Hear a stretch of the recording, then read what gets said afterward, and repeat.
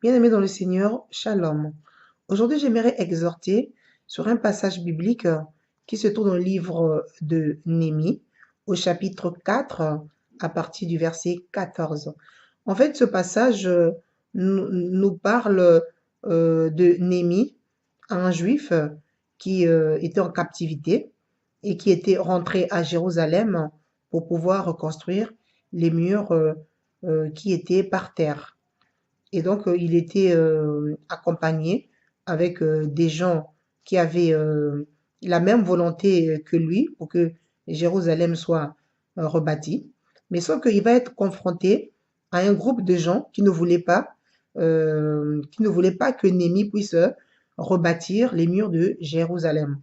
Pour eux, fallait que Jérusalem soit dans la désolation, que les murs restent écroulés. Alors, comme il était considéré comme un leader du groupe, qu'est-ce qu'il va faire? C'est qu'il va encourager ses compagnons. Il va leur dire, donc Néhémie 4, 14, ne les craignez pas, mais souvenez-vous du Seigneur grand et redoutable et combattez. Et donc, ce sont les mots que lui, il a employés pour pouvoir encourager ses compagnons de service. Alors, moi aussi, ce matin, je viens te dire, ne les craignez pas. Ne les crains pas. Souviens-toi du Seigneur grand et redoutable et combat. Je m'adresse à toi qui est certainement en train de traverser des moments difficiles en ce moment. Je m'adresse à toi qui est certainement face à une épreuve en ce moment et tu as peur parce que les problèmes sont tellement innombrables, parce que cette épreuve est tellement lourde et que tu as peur. Mais je vais te dire, quelle que soit l'épreuve que tu as, ne crains pas. Ne crains pas, mon bien-aimé, ma bien-aimée, ne crains pas. Mais souviens-toi seulement du Seigneur grand et redoutable. Je te le dis en conséquence de cause. Lorsque tu es face à des problèmes, lorsque tu es face à une épreuve, ne crains pas. Pourquoi? Parce que tu crois en un Dieu tout-puissant. Dieu nous a déjà donné la victoire par Jésus-Christ depuis 2000 ans sur la croix de Golgotha. Parce que la Bible nous dit dans Romains 8, 37 que nous sommes plus que vainqueurs par celui qui nous a aimés. Donc ça veut dire que lorsque les problèmes arrivent dans notre vie, nous sommes d'office vainqueurs. Nous sommes d'office vainqueurs. Tout ce qui nous reste à faire, c'est de prendre notre part de responsabilité, nous lever dans la prière, nous lever dans la confession de la parole de Dieu. Et nous allons confirmer la victoire que Jésus-Christ a remportée depuis 2000 ans sur la croix de Golgotha. Bien-aimé, ne baisse pas les bras. Parce que si tu baisses les bras, Dieu ne viendra pas faire ce que toi-même tu es censé faire. Il a déjà fait sa part. Il nous reste à nous de faire notre part, bien-aimé. Ne baisse pas les bras. Tu es face à une épreuve lourde. Tu es face à des difficultés. Bien-aimé, toutes ces choses-là devant la puissance de Dieu ne représentent rien. C'est nous les hommes qui avons peur. Mais une personne qui est remplie de l'Esprit Saint, une personne qui est remplie de l'Esprit de Dieu, n'a pas peur des épreuves, quelle que soit la grandeur d'une épreuve. Quelqu'un qui a confiance en Dieu, quelqu'un qui connaît ce qu'il est, n'aura pas peur des épreuves. Et moi aussi, ce matin, je t'exhorte, n'aie pas peur des épreuves, bien-aimé. N'aie pas peur des épreuves. Fortifie-toi dans la prière. Fortifie-toi dans la lecture de la parole de Dieu. Fortifie-toi dans la confession de la parole. Fais ta part de responsabilité. Dieu avait déjà fait sa part. Il reste qu'à toi de te lever. Comme Néhémie a dit à ses compagnons, ne les craignez pas. Ne les craignez pas. Souvenez-vous du Seigneur grand et redoutable, bien-aimé. Je sais ce que je dis. Excusez-moi, en 1997,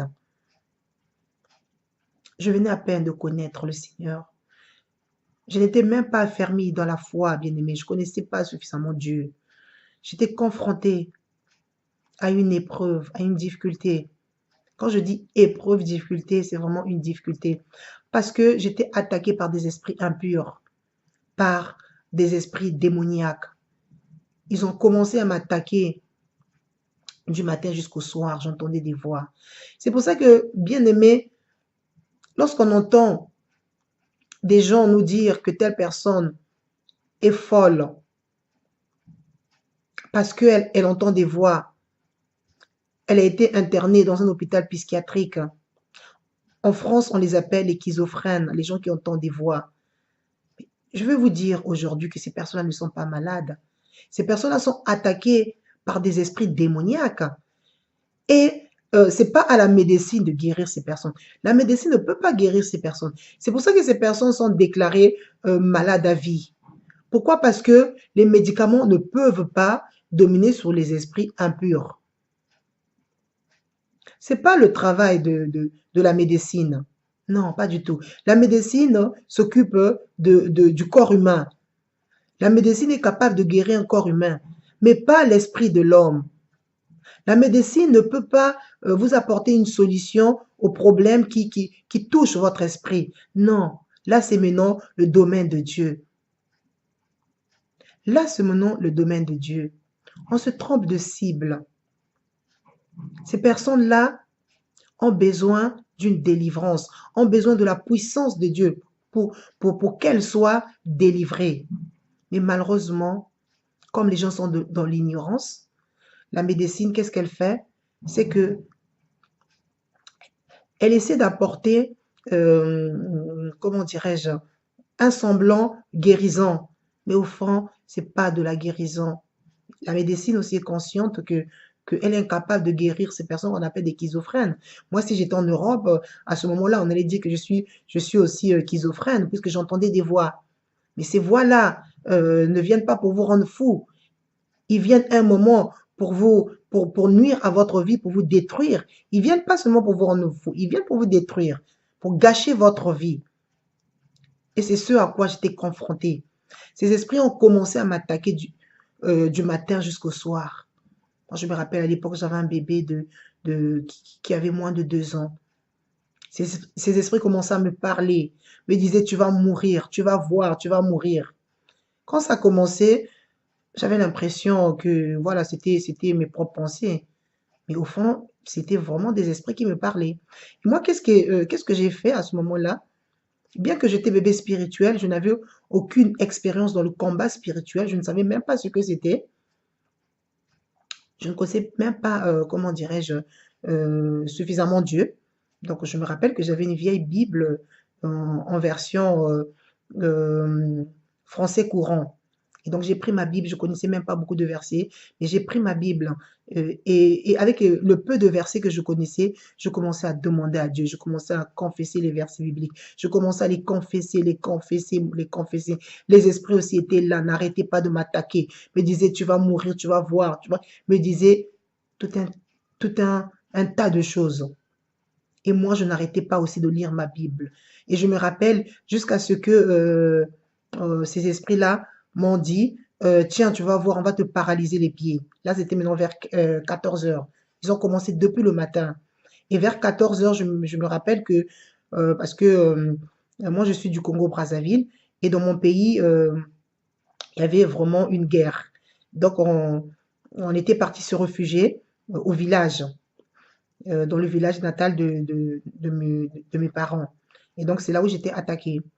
Et donc, à 14 heures, et je vous assure que quand ça vous arrive, vous ne savez même pas quoi faire. Et vous ne savez même pas comment dire ça aux gens qui sont autour de vous. Parce que vous allez craindre que les gens vont vous prendre pour une folle. Et j'étais en train de combattre toute seule, sans pour autant dire à quelqu'un. Et je me rappelle à l'époque, mes parents n'étaient même pas avec moi, hein. J'étais loin de mes parents. Mes parents étaient dans le même village que moi, mais j'étais pas avec eux. J'étais avec d'autres personnes. Et donc j'étais là, je combattais toute seule. J'avais honte de dire aux gens ce qui m'arrivait, de peur que les gens disent que je suis folle. Et je me rappelle qu'à 14 heures, ces esprits ont commencé à me dire, on va te paralyser les pieds. Et bien aimé, c'était vrai, hein, parce que je me suis levée, j'ai vu que je n'arrivais plus à marcher. C'est vrai que ces esprits m'ont paralysé les pieds. Donc, à 14 heures, je voulais aller faire rentrer le linge de ma fille. Et je me lève, je me rends compte que effectivement mes pieds étaient devenus lourds, je n'arrivais plus à marcher. Je vous assure, bien aimé, j'étais bébé spirituel. Je ne savais pas ce que c'était le combat spirituel. Je ne savais pas ce que c'était. J'étais ignorance, je ne connaissais pas grand-chose sur la Bible. Je n'avais pas beaucoup de versets bibliques en tête comme maintenant. Qu'est-ce que j'ai fait? Malgré le peu de connaissances que j'avais, j'ai commencé à confesser au nom de Jésus-Christ, je veux marcher, je vais arriver jusque là où se trouve le linge de ma fille, au nom de... Et je marchais en titubant. Je sentais que mes pieds n'avaient plus de force. Et c'est le seul nom de Jésus qui m'aidait à marcher. J'avais peur de tomber devant les gens, que les gens me disent, mais qu'est-ce qui se passe? J'avais vraiment peur. Et honte même, j'ai dit honte, mais j'avais effectivement honte sur ce qui m'arrivait. Je me suis dit, mais là, si je tombe, les gens me disent, mais qu'est-ce qui se passe? Qu'est-ce que je vais expliquer? Je n'arrivais pas à expliquer aux gens ce qui m'arrivait. De peur, de honte que les gens disent que j'étais devenue folle. Au fond, j'étais en train de combattre contre des esprits maléfiques. Et avec le nom de Jésus, malgré que mes pieds n'étaient pas fermes, j'essayais de marcher comme je pouvais. Je confessais au nom de Jésus, je vais marcher. Au nom de Jésus, je vais marcher. Mais bien aimé, le nom de Jésus est puissant. Bébé spirituel que j'étais, j'ai vu la puissance de ce nom, la grandeur de ce nom, jusqu'à ce que je suis arrivé là où se trouvait le linge de ma fille. Parce que moi, j'étais dans la maison dehors, là où se trouve le sèche-linge. J'arrive, je ramasse, et j'étais toujours en train de combattre. J'avais toujours le nom de Jésus dans ma bouche. Au nom de Jésus, je vais marcher. Au nom de Jésus, je vais marcher. Et je savais que il fallait pas que j'arrête de confesser, sinon j'allais tomber, sinon j'allais pas marcher. Donc de 14 heures, et j'ai ramassé le linge de ma fille, je suis allée le ranger dans la maison. Et pour sortir, pareil, il fallait confesser, confesser, confesser, confesser, parce que ces esprits-là m'avaient dit que je n'allais plus marcher. Et mes pieds n'étaient plus fermes. Donc, chaque fois, pour me déplacer, il fallait que je confesse au nom de Jésus, je veux marcher au nom de Jésus.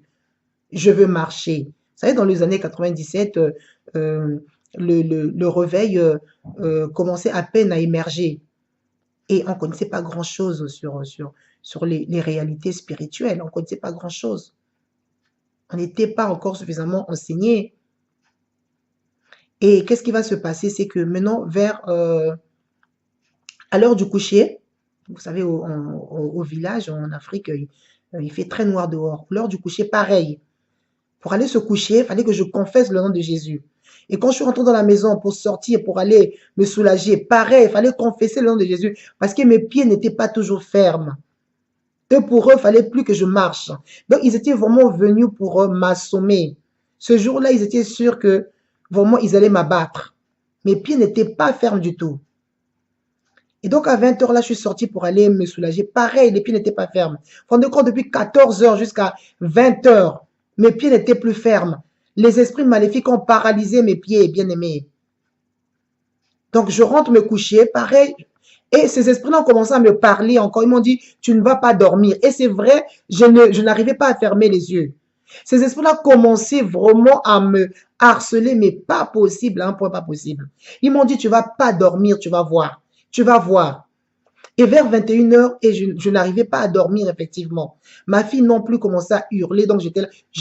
C'était la première fois de ma vie que je puisse arriver à cette heure-là de la nuit sans pourtant obtenir le sommeil. Ils étaient là, ils me commençaient à me parler. Ils n'arrêtaient pas. Ils continuent à être de plus en plus méchants avec moi. Et ils continuent à me dire, tu vas mourir, tu vas voir. Ils m'ont dit, on te donne jusqu'à minuit. Si tu ne meurs pas, tu vas devenir folle. Si tu dépasses minuit, tu ne meurs pas, tu deviendras folle. Et plus que ces voix-là me parlaient, bien aimé, j'avais arrêté de confesser la parole de Dieu. Le défaut que j'avais fait, c'était ça. C'est ça le défaut. Comme j'avais arrêté de confesser la parole de Dieu, ces esprits-là ont pris le dessus sur moi. Qu'est-ce qui s'est passé? C'est que moi, je subissais ce qu'ils étaient en train de me dire. Plus que j'écoutais ce qu'ils étaient en train de me dire, et ces voix-là commençaient à m'affaiblir moralement. Je n'avais plus la force de réagir, de me battre, de faire quoi que ce soit. Donc, je commençais à subir leurs paroles. Et leurs paroles commençaient à avoir de l'effet dans ma vie. Et donc, du coup, je commençais à m'affaiblir. Jusqu'à ce que, j'étais devenue, je n'avais plus de force. J'étais maintenant à leur disposition. J'attendais que eux, qu'ils me disent quelque chose, que je le fasse. J'étais tellement amoindrie, tellement affaiblie. Jusqu'à ce que ces esprits-là m'ont dit, jusqu'à minuit, si tu ne meurs pas avant minuit, tu deviendras folle. Effectivement, ce qu'ils avaient dit, quand on arrive à minuit, vous savez, au village, en fait, ce qui se passe, c'est que euh, souvent les cuisines se trouvent dehors. Donc, notre cuisine était dehors. Et donc, les chambres à coucher étaient dans une autre maison. Et heureusement pour moi, c'est que la cuisine, on l'a fermée à clé. Et donc, ces esprits-là, à minuit, m'ont dit, tu vas prendre le couteau et tu te mets sous la gorge. Et comme j'étais affaiblie, bien aimée, je n'avais plus la force de combattre. Ils avaient tellement, ces esprits m'avaient tellement dominée. Et donc, voilà, j'étais prête à faire tout ce qu'ils me disaient. Ils m'ont dit, tu vas prendre le couteau, tu vas te mettre sous la gorge. Non, ils m'ont dit, tu vas prendre le couteau, tu tues d'abord ta fille, et après tu te mettras sur la gorge, toi-même tu vas te tuer. Et donc, quand ils m'ont dit ça, eh ben, je n'avais plus le courage de, de me battre comme je vous ai dit. Mon cerveau était à leur disposition, je ne pouvais plus dire non. Donc, je devenais comme un robot qu'on était en train de téléguider. Et donc, je commençais à réfléchir, je dis, mais comment je vais faire pour aller prendre le couteau? Comme ça, dit, mais la cuisine est fermée, comment je vais faire? Je commençais à réfléchir comment fallait faire pour aller prendre le couteau et tuer ma fille et me mettre sous la gorge. Donc, je ne savais plus ce que je faisais, j'étais vraiment à leur disposition. Mon cerveau était en otage. Moi qui ai pu me battre à 14 heures, j'ai pu me battre contre eux. J'ai obtenu la victoire avec le nom de Jésus. Mais comme j'avais arrêté de confesser, ils ont pris le dessus sur moi. Et pendant que j'étais en train de réfléchir, oh bien-aimé, Dieu est bon. Dieu est bon, je vous assure. Attachez-vous en Dieu, il est bon. Même lorsque tu ne le connais pas suffisamment. J'étais même pas affermi, bébé spirituel. Et bien aimé, Dieu est merveilleux. Dieu est merveilleux, je vous le dis. J'ai vraiment une expérience inouïe avec Dieu. Je le connais, ce monsieur. Je le connais maintenant. Je connais maintenant son cœur. Il est bon, merveilleux. Attachez-vous en Dieu, vous verrez sa victoire. Je vous assure.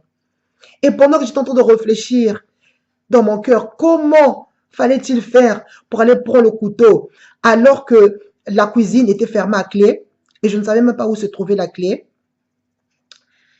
Et j'entends une voix. Oh mon Dieu. Vous savez, il arrive rarement que Dieu parle aux gens. Peu de gens sur terre ont déjà entendu la voix de Dieu. Mais moi, quelle grâce, bébé spirituel, j'entends une belle voix. Un être humain ne peut pas avoir une telle voix. Vous savez, Dieu parle de plusieurs manières. Il peut vous parler, la voix de Dieu peut ressembler à une orage. Je peux dire comment un tremblement de terre. Il peut parler. Donc, il parle de plusieurs manières. Il peut aussi employer une voix douce. Ça dépend dans quelles circonstances il vient vous rencontrer. Ça dépend dans quelles circonstances il est en train de vous parler. Et j'entends une très belle voix surnaturelle. Un être humain ne peut pas avoir une voix pareille. Et il me dit, une voix qui est en train de chuchoter, belle, douce, rassurante, tellement belle, très belle, rassurante, apaisante. La voix me dit, m'appelle 2 fois, me dit, Karel, ne mets pas le couteau dans ton cœur. En tout cas, je vous dis, tel que cette voix m'a parlé, ne mets pas le couteau dans ton cœur, car ton cœur s'est endurci, ton cœur est devenu comme une pierre et le couteau ne rentrera pas. Ça, c'est la voix qui me dit ça.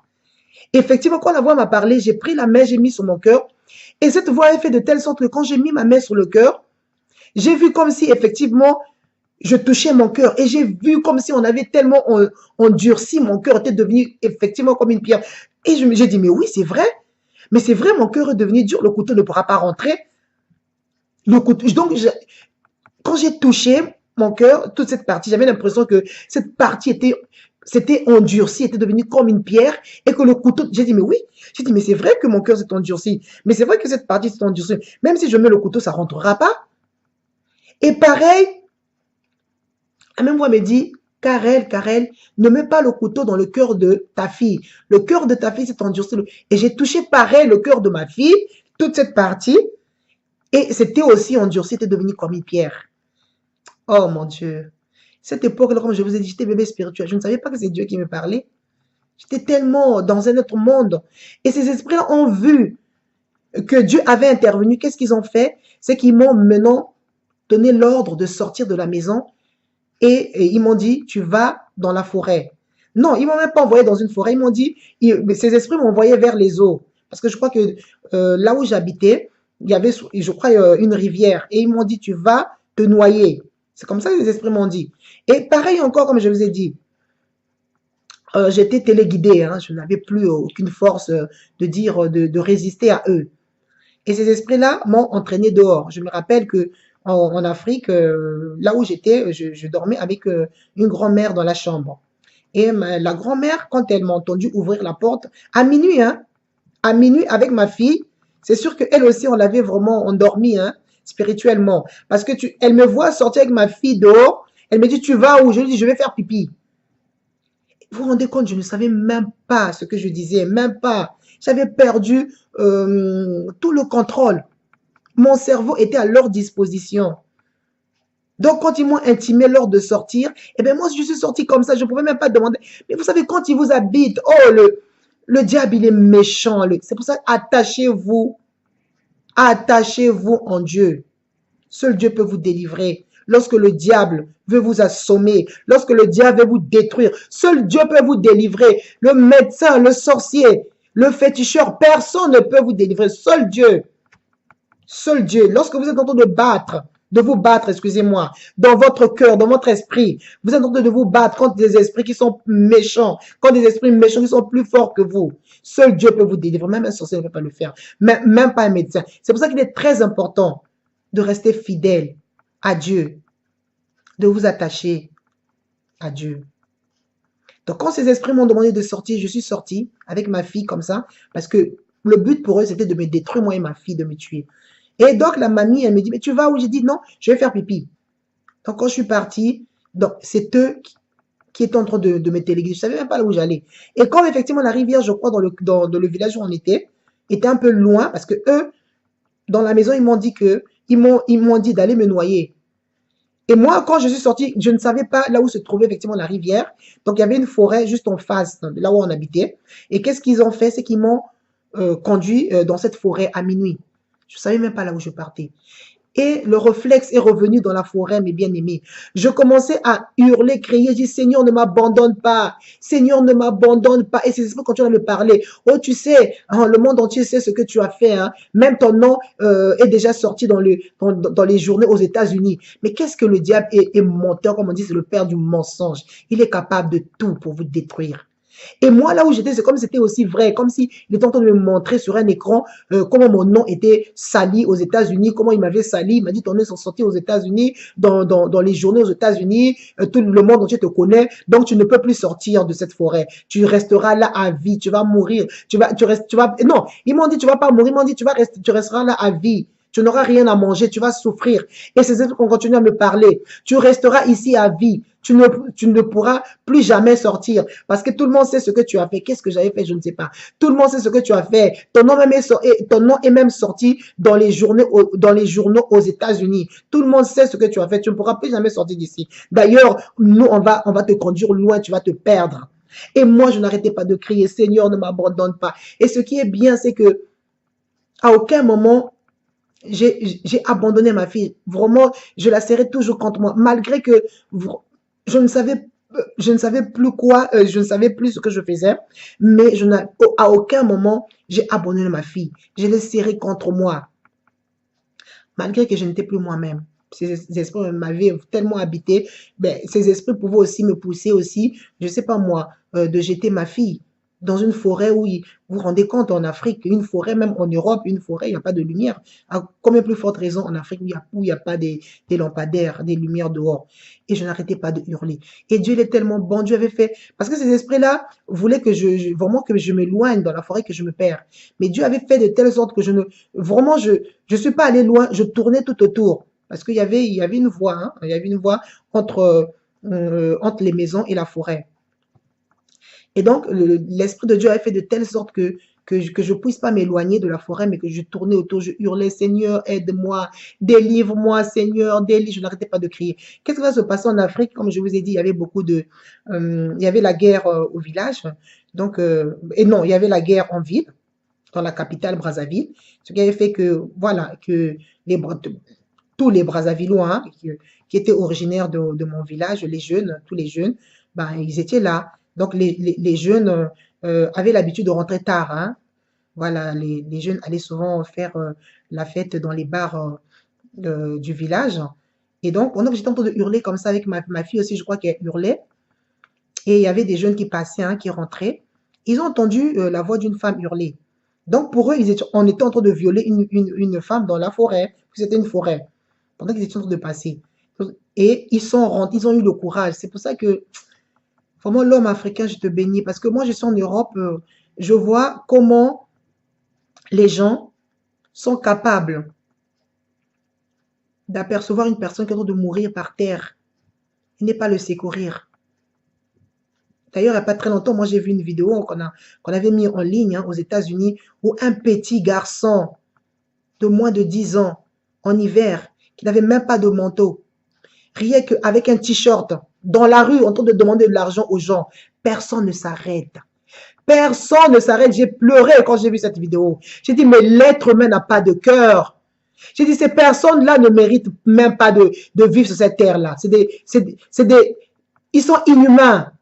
Un enfant qui a moins de 10 ans, dans la rue en hiver, qui n'a même pas de manteau, qui vous demande de l'argent. Personne ne s'arrête jusqu'à ce que ce garçon s'est écroulé. Personne ne s'est arrêté. J'ai pleuré comme un bébé. J'ai dit, mais l'être humain, j'ai dit, j'ai honte d'être un homme. J'ai honte d'être un être humain. J'ai honte. J'ai honte. Honte, honte à vous. Personne. Ce garçon s'est écroulé, est tombé, parce qu'il avait un sac poubelle à la main. Il est tombé. Personne, les gens le regardaient. Mais j'ai pleuré. J'ai dit, mais l'homme est méchant. L'homme est méchant. L'être humain est méchant. J'ai dit, mais ces personnes n'ont pas de cœur. Jusqu'à ce que un homme, un noir qui passait, qui s'est arrêté, il a enlevé son manteau. Il a fait porter le garçon. Il a dit, porte. Il lui a tendu une pièce de monnaie. Les gens qui passaient ne pouvaient même pas appeler les secours. Mais mon Dieu, et vous rentrez chez vous, vous avez le courage de regarder le miroir. Vous avez le courage de regarder le miroir avec ce que vous avez fait. Mais quelle honte à vous. Mais si j'étais en Europe, j'allais mourir. Déjà, en plein jour, quand quelqu'un meurt, personne ne s'arrête. À combien plus forte raison dans une forêt en Afrique, qui va rentrer à minuit? Qui va rentrer pour venir vous chercher? Et ces jeunes sont rentrés avec, ils avaient des torches. Et quand ils sont rentrés dans la forêt, je n'avais même plus ma tête, je ne savais pas. Je croyais même que j'étais déjà morte et que ce sont les démons qui venaient me chercher. Puisque ces personnes, quand ils sont venus me chercher, donc, moi, je voyais dans leur bouche, il y avait une flamme de feu qui sortait. Mais j'étais loin déjà, ces esprits-là, j'étais loin. Mais moi, je commençais à hurler, je commençais à refuser de partir avec eux. Or, eux, ils étaient venus pour me sauver. Malgré que je refusais, ils m'ont pris de force. Ils ont vu que j'avais un bébé. Et vous savez, comme le village est petit, et ils commençaient à hurler dans tout le village, les gens sont sortis. Et c'est là où mes parents m'ont reconnu et on m'a pris. Et ma soeur, parce que je vous ai dit que j'étais pas avec vraiment ma famille, hein, ma famille de sang, j'étais avec une famille éloignée. Et mes parents sont arrivés, ma mère, ma soeur aînée. Quand mes oncles sont arrivés, mon oncle, quand il me parlait, je voyais une flamme de feu qui sortait dans la bouche de mon oncle. Et maintenant, et j'étais devenue agitée, je hurlais. D'ailleurs, je ne reconnaissais même plus ma fille. Heureusement, je ne l'ai pas abandonnée dans la forêt. Mais quand on est venu nous récupérer, je ne reconnaissais plus ma fille. Parce que ces esprits-là, je ne sais pas qu'est-ce qu'ils m'ont fait. Ça m'avait tourné la tête. Et donc, quand on me disait, mais ta fille pleure, il faut faire téter ton enfant. Je disais, non, c'est pas mon enfant. Et là, je commençais à refuser ma fille. Alors, entre-temps, je l'avais pas jetée, hein. là, je commençais parce que je n'étais plus en moi. Vraiment, j'étais plus moi-même. Et donc même, je me rappelle, mon oncle avait posé sa main sur mon épaule, m'a dit, Karel, calme-toi. Ben, je lui ai dit, et j'ai vu que sa main ressemblait à un gorille. Il avait une grosse main et même mes parents, quand ils parlaient, je voyais la flamme de feu qui sortait dans leur bouche. Et eux, ils croyaient que c'était moi qui était devenue folle. Or, moi, je croyais que j'étais morte et je me rappelle, je disais même à ces personnes-là, je disais à ma soeur, tu n'es pas ma soeur, tu as juste emprunté le visage de ma soeur pour que je puisse t'aimer. Je ne vais pas t'aimer, hein, laissez-moi. Et je voulais m'échapper, je leur disais, laissez-moi, je dois rentrer chez mes parents, laissez-moi. Et moi, je croyais que vraiment, j'étais prise en otage. Je voyais le visage de mes parents, de mon oncle, de ma mère. Je disais à mon oncle, ne me touche pas. Quand mon oncle, il a posé sa main sur moi, j'ai vu que sa main ressemblait à un gorille. J'ai dit, tu ne me touches pas. Et mes parents commençaient à pleurer parce que pour eux, j'étais devenue folle. Et heureusement que ma soeur était là, parce qu'en Afrique, vous savez, quand vous arrivez dans un tel état, c'est tout de suite les féticheurs. Quand je vous ai dit, un féticheur ne peut pas vous délivrer. Or, Dieu m'avait déjà donné la victoire. Dieu, il était au contrôle, mes frères et sœurs. Même quand ça va mal, sachez que Dieu, il est là, il est au contrôle. La Bible dit que il se lève toujours en dernier. Mon Rédempteur se lèvera en dernier. Il avait le contrôle sur toute la situation. Il avait le contrôle. J'avais déjà la victoire. Et ma sœur aînée, heureusement aussi, elle était chrétienne. Et les gens du village ont dit, oh là là, vous savez, la maladie, ce genre de maladie, lorsqu'elle commence, vaut mieux aller chez un féticheur. Ma sœur aînée a dit, jamais nous, on ne met pas les pieds dans les maisons des féticheurs. On emmène ma sœur à l'hôpital. Et heureusement, comme on dit, mais Dieu, il était au contrôle, quoi. Il avait le contrôle de tout. Ah, mon papa, je t'aime, chérie. Je t'aime, je t'appelle mon papa, chérie. Dieu était au contrôle de tout. Et on m'a conduit à l'hôpital. Je me rappelle même quand on me conduit à l'hôpital, mon oncle aussi était là, le petit frère de ma mère, celui qui vient juste après ma mère. Il avait une grosse voiture. Et donc, il nous a mis dedans. Et moi, pour moi, on allait me tuer, quoi. Je me dis que j'étais plus moi-même. Et quand on arrive à l'hôpital, pareil. Mes parents, ils ont expliqué aux médecins. Et les médecins, je me rappelle, je voyais aussi une flamme de feu sortir dans la bouche des médecins. Et les médecins posaient leurs mains, je voyais leur main qui était devenue comme un gorille, pareil. Je ne me touchez pas, je me battais, laissez-moi, je dois rentrer chez mes parents, laissez-moi. Et les gens disaient, oh là là, elle est devenue folle. Et je me rappelle, on était même sortis dehors avec ma mère et on était assises là, on attendait, je crois, je sais pas quoi, avant qu'on puisse me consulter. On attendait notre tour. Et je me rappelle, je disais à ma mère, j'ai dit, maman, et je disais à ma mère, j'ai dit, ben, je sais que je suis morte. Et je voyais les gens passer, je disais à mes parents, donc telle personne là aussi est morte, telle personne là aussi est morte. Et mes parents pleuraient. Pour eux, j'étais devenue folle. Or, moi, je croyais que j'étais normale, que j'étais dans un autre monde. Et quand les médecins m'ont pris, je me laissais pas consulter, hein, parce que pour moi, eux tous pareil, j'étais dans un monde dans un monde des méchants pour moi, quoi. Voilà, dans un monde maléfique. Pour moi, c'était des gens maléfiques. Ce sont mes parents. Je me rappelle, je disais à ma mère que moi, tu n'es pas ma mère. Tu n'es pas ma mère. Je te connais pas, hein. Tu as juste emprunté le visage de ma mère pour que je puisse t'aimer. Je ne vais pas t'aimer. Et je dis ça à tout le monde. J'ai dit, je ne vais pas vous aimer. Vous avez juste emprunté le visage de mes parents. Je ne vais pas vous aimer. Dieu, il était au contrôle, oh, mon papa. Et voilà, pareil, lorsque notre tour est arrivé, on est rentré. Je ne me suis pas laissé consulter. Et je ne sais pas comment ils avaient fait après. Ils ont quand même pu m'injecter une piqûre, hein, pour m'endormir. Mes frères et sœurs, bien aimés dans les Seigneurs, lorsque je me suis endormie, mes parents m'ont dit que je m'étais réveillée, je crois, 3 heures après. Plus de séquelles. Je commençais à me souvenir, je commençais à raconter à mes parents ce qui s'était passé. Plus de séquelles jusqu'à aujourd'hui, depuis 97. Plus de séquelles. Gloire à Dieu! C'est pour ça que je vous dis, bien aimés, mettez votre confiance en Dieu, il est fidèle, ne l'abandonnez pas à Dieu. Il n'y a que Dieu qui peut vous délivrer dans des situations difficiles. Vous croyez que c'est la piqûre que les médecins m'ont mis pour m'endormir qui m'a délivré dans l'état dans lequel j'étais?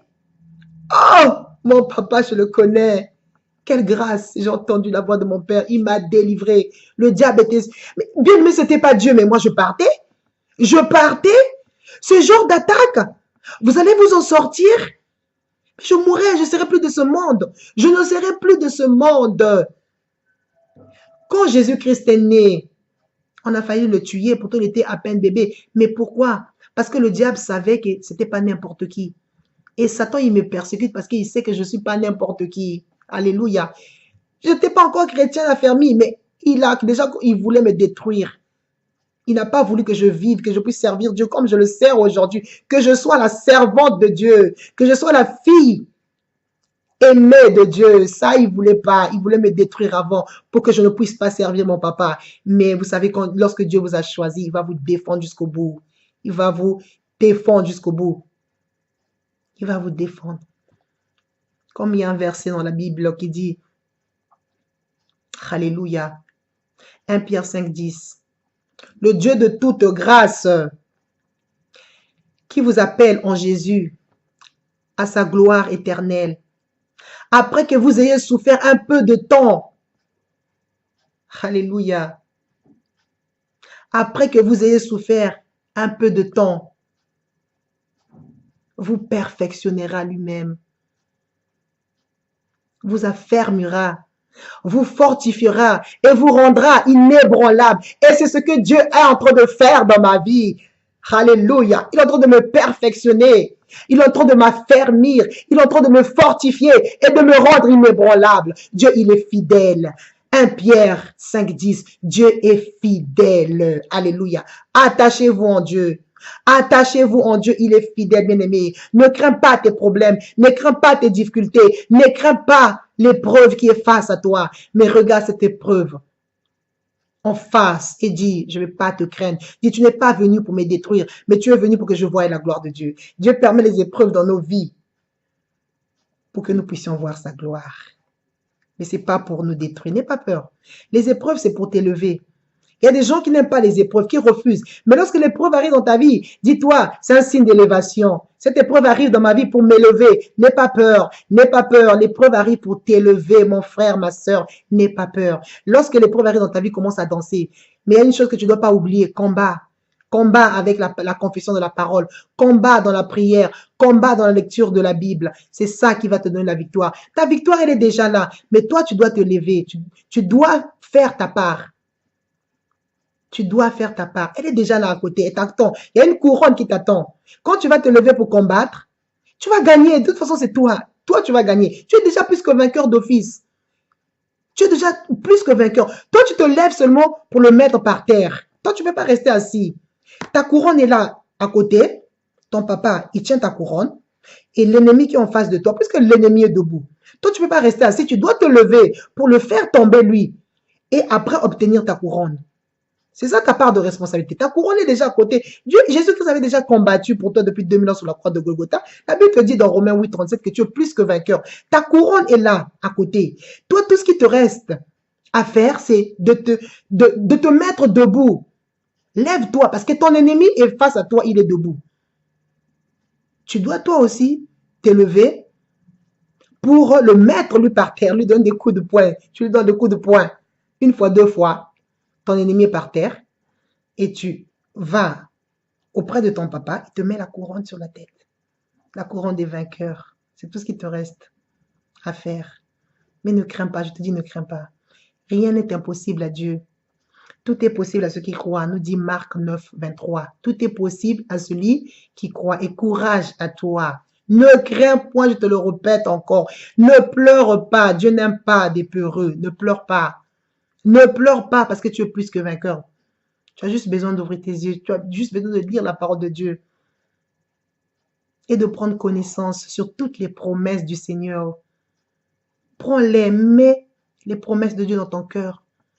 Et tu auras la victoire. Ne crains pas les épreuves, s'il te plaît. Mets les promesses de Dieu dans ton cœur et tu auras la victoire. Garde-les avec toi jalousement. Jalousement. Jalousement. Garde les promesses de Dieu. Garde les promesses de Dieu. Comme on garde l'or et le diamant. Comme on garde précieusement les pierres précieuses. Alléluia. Parce qu'elles sont précieuses, c'est pour ça qu'on les garde précieusement. Toi aussi, la parole de Dieu, les promesses de Dieu sont précieuses, alors garde-les précieusement. Que le Seigneur vous bénisse, que le Seigneur vous fortifie. Si tu es en train de pleurer, ne pleure plus. Si tu avais commencé à pleurer, ne pleure plus, excuse-moi. Si tu avais commencé à t'inquiéter, ne t'inquiète plus, c'est fini, tu es plus que vainqueur. Lève-toi seulement et combat, fais tomber ton ennemi parce que tu es déjà plus que ta victoire, ta couronne de victoire t'attend. Tu es déjà plus que victoire. D'habitude, nous combattons dans la victoire. Alléluia. Que le Seigneur te bénisse.